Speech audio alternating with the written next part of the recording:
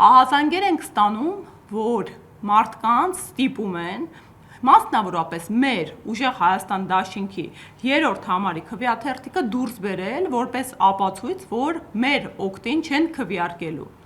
Հարգելի հայրենակիցներ, սա իրավախախտում է և դուք ինքներդ կարող եք խնդիր ունենաք, եթե արձանագրվես, որ դուք քվեաթերթիկ եք դուրս բերում։ Հետևաբար, կրկին ասում եմ, մի թույլ տվեք, որպեսզի ձեր նկատմամբ հարկադրանքի միջոցներ կիրառեն ու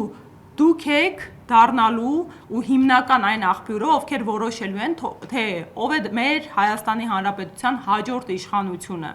և այս ճնշումներին վերջ տալու հիանալի ու շատ մոտալուտ հնարավորություն ունեք, հետևաբար,